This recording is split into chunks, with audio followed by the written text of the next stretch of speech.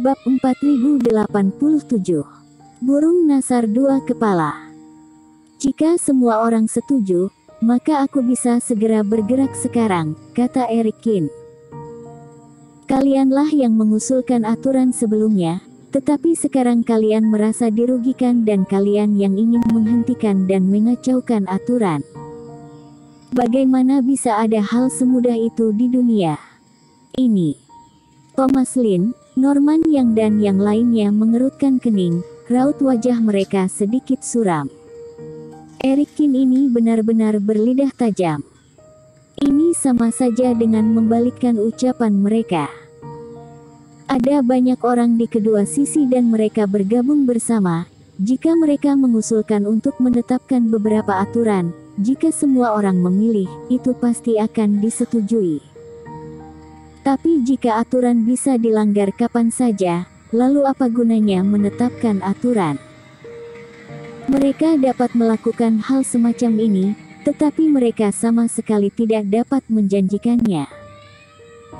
Teman-teman, menurutku aturannya tidak bisa dilanggar. Ayo kita mengundi saja, kata Sugoyan sambil terkekeh. Tentu saja tidak apa-apa. Hanya saja aku takut pada beberapa orang di luarnya tidak peduli. Nyatanya, dia tidak berani menunjukkan kekuatannya yang sebenarnya secara langsung. Thomas Lin juga terlihat sedikit tidak senang dan mencibir. Semua orang tahu bahwa dia sedang mengejek Erikin. Sugoyan melempar dadu lagi dan kali ini angka yang muncul adalah 5. Hehe. Sepertinya nasibnya memang begini adanya, teman seiman Cheng, semuanya tergantung penampilanmu. Melihat itu bukan giliran mereka, para kultivator lainnya juga merasa lega, dengan senyum di wajah mereka. Sarkasme di wajah Thomas Lin bahkan lebih kuat. Erikin ingin melarikan diri, tetapi pada akhirnya dia tetap harus maju bukan? Teman seiman Cheng, meskipun burung Nasar ini adalah iblis monster terbang dan mereka cukup kuat di antara semuanya, namun kecepatannya tidak terlalu cepat. Melihat Erikin berjalan ke depan, tetua keluarga Chen tiba-tiba angkat bicara. Aku menyarankan agar ketika kamu bergerak maju, ikutlah pergi dengannya dan lawanlah dari jarak jauh. Ini mungkin lebih bermanfaat. Terima kasih atas pengingatnya. Teman seiman, aku akan perhatikan.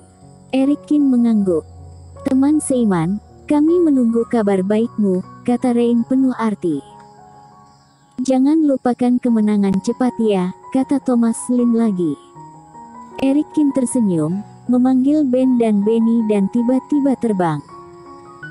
Melihat ini, semua kultivator dengan cepat terbang untuk mengikuti. Melihat sekelompok kultivator bergegas menuju wilayah mereka, kelompok burung Nasar berteriak dengan marah.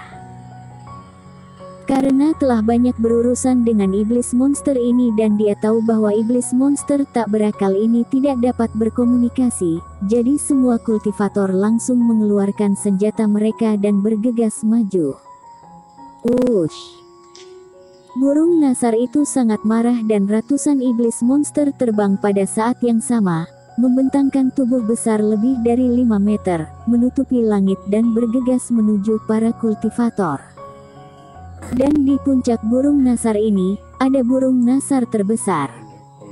Ben dan Benny tidak usah ikut, tetap di tempat dan tunggu transmisi suaraku. Membiarkan iblis monster lain pergi ke Rain dan yang lainnya, Erikin langsung melompat, dengan pedang kintong di tangannya yang menyala dengan guntur dan langsung menuju ke pemimpin burung Nasar. Melihat kultivator satu penurunan berani langsung menyerangnya, mata pemimpin burung Nasar itu berkilat marah. Dengan teriakannya, langit dan bumi bergetar. Ia menginjak batu dengan cakarnya dan sayapnya yang besar, yang tingginya lebih dari 10 kaki, langsung terangkat. Tubuh besar itu terbang melintasi udara, lalu membuka mulutnya ke arah Erikin dan menyemprotkan kilatan cahaya Reiki. Sosok Erikin berkedip dan dia mengelak dalam sekejap. Pada saat yang sama, pedang Kintong menyapu dan cahaya pedang busur petir langsung melintasi kehampaan. Burung Nasar tidak pandai dalam hal kecepatan, tetapi penuh kekuatan, dengan langkah cakarnya langsung menghancurkan cahaya pedang. Cahaya guntur memercik kemana-mana dan kehampaan bergetar sesaat dan sosok Erik Kin menghilang ke dalam kehampaan yang luas. Apa? Semua orang menonton dan melihat semuanya dan mereka terkejut melihat bahwa Erik Kin telah menghilang di depan mereka langsung. Di sana. Namun, ketika Erik Kin muncul kembali, semua orang terkejut saat mengetahui bahwa Erik Kin telah terbang ke sisi pemimpin burung Nasar. Apalagi dia mengulurkan tangannya dan langsung memegang kepala burung Nasar itu. Teman seiman, apa yang kamu lakukan? Tetua keluarga Chen sangat kaget. Dia baru saja mengatakan bahwa burung Nasar ini adalah iblis monster zaman kuno yang dikenal karena kekuatannya dan bahkan jika dia tidak mempercayainya, tetapi dia telah melihat sendiri serangan burung Nasar itu dan ada cakar yang dapat merembukkan cahaya pedang. Dia juga harusnya tahu ciri-ciri binatang ini. Pada akhirnya, alih-alih mengelak jauh, dia malah terjun langsung ke depannya. Terbang di depan burung Nasar, mata Erik Kin berkilat tajam. Meskipun dia tidak berniat mengungkapkan kartu trufnya di sini, jika kekuatan yang ditampilkan terlalu lemah, mungkin bukan hal yang baik untuk perjalanan selanjutnya. Tidakkah kalian semua ingin melihatku membunuh iblis monster ini dengan cepat? Maka aku akan menunjukkan kepada kalian jika aku bisa melakukannya. Wush, wush, wush. Pemimpin burung Nasar itu begitu besar sehingga Erik Kin bahkan tidak bisa memegang sehelai bulu pun dengan erat. Kemudian, di atas telapak Erik Kin, seutas tali hitam terbang keluar.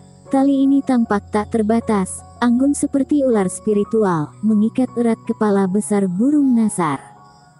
Kraak. Dicekik oleh makhluk kecil di depannya, pemimpin burung Nasar meraung marah, melebarkan sayapnya dan menarik tubuh besarnya ke belakang, melemparkan semut kecil di depannya ke udara. Namun, kaki Erik Kin sepertinya dilas ke dalam kehampaan. Tidak peduli bagaimana burung Nasar itu menanamkan kekuatan, sayapnya bergetar sangat kuat sehingga hampir berasap dan dia tidak dapat melepaskan diri dari ikatan Erik Kin. Diamlah sebentar. Cahaya di mata Erik Kin langsung berubah menjadi warna kilat biru. Di bawah ribuan penjara guntur, 10.000 guntur bergemuruh. Kemudian Erik Kin mengayunkan tangannya dan tubuh burung Nasar benar-benar tak terkendali dan Erik Kin meledakkannya ke bukit pendek. Ben dan Benny, muntahkan. Gruar. Dua binatang pemakan besi sudah menunggu dengan cemas.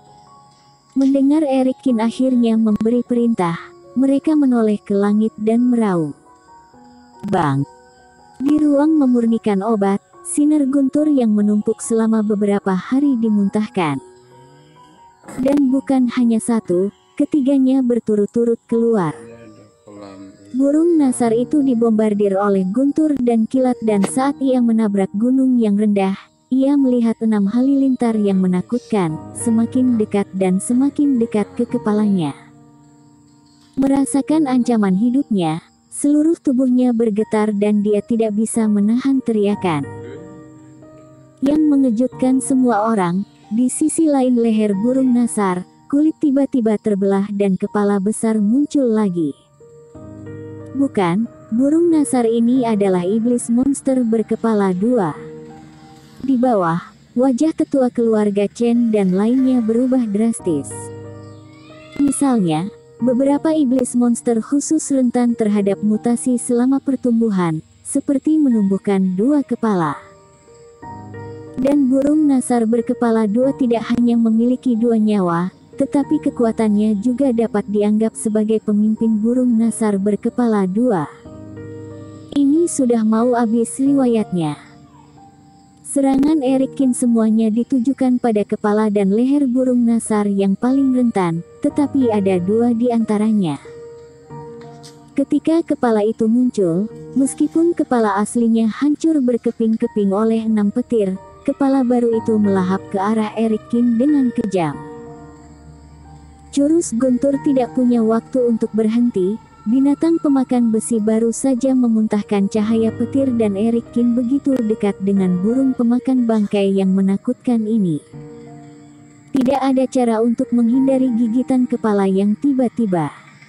Teman seiman Cheng, Arsoli dan para tetua langsung menyempitkan pupil mereka dan berteriak. Orang bodoh ini tidak bisa pergi, dia sudah mati. Thomas Lin mendengus dingin. Bersambung.